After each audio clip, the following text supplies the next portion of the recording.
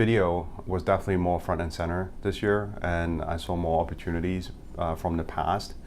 I think a couple of key themes is one is the blurred line between traditional media and digital media. So you see a lot of either partnership forms, right, between Twitter's expanded partnership with ESPN, with NBC Universal, or like with the merge of traditional and digital with like Disney and Tastemade. So to me, that was very encouraging, seeing all these partnerships form and bringing premium video into a more expanded space. Another one was seeing the traditional guys playing a bigger role in NewFront Week, right, with ESPN and Viacom hosting their own NewFront events this year, and of course Disney, as I mentioned. So I think these two are encouraging trends because for someone who's primarily working in the television space, I always look for places where we can find video, premium video, TV-like video in a brand-safe environment with scale. So I think there's a lot to think about this week. Another area that we have been talking a lot about and we're seeing a growing trend and definitely been mentioned this week is the OTT space in launching especially from some of the publishers launching OTT channels. So I thought that was a good trend to see as well. Cool. And what about ROI and performance around digital video and sort of what you need, what your clients demand, and where does that stand?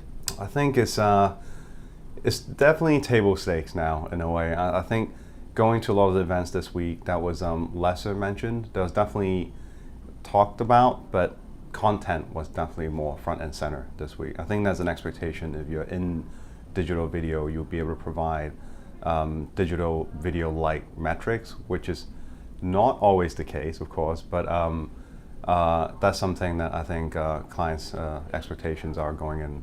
We've all heard about OpenAP and we've heard about what Disney is doing. What are your thoughts about the opportunity to buy audience either in segments or even addressable one-on-one in a linear space? I think the trend is a healthy trend in being able to buy audience and deliver on ROI. So we have been testing in this area, and our stance hasn't really changed as much in the last year. The idea is we know a lot more on what's working for us in the television space, even though from a kind of a measurement mechanism that there's not been more improvement, but from an attribution model standpoint, there's a lot more we know on what network, what day parts, what program are driving ROI. So for us to do data-led buys or structured data-led investment with the networks, we need to see that incremental improvement in ROI on the back end.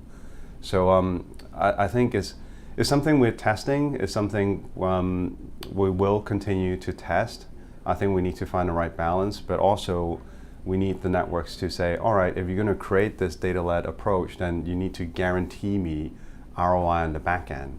We can't structure a data deal and say, hey, I'll guarantee you on HSEX demo, maybe plus one of the target you're targeting. We want actual ROI guarantee on the back end, which I think would really put skin in the game for the networks.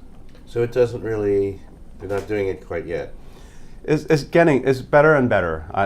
I've seen the improvement from last year to this year from the amount of third-party data available, on a little bit more transparency on how some of the modeling is done, or even the expanded effort of OpenAP. So we're definitely seeing improvements from last year to this year and expanded toolbox, so to speak, of what this offering is. So not quite there yet, but I think we made quite a bit of progress in a year.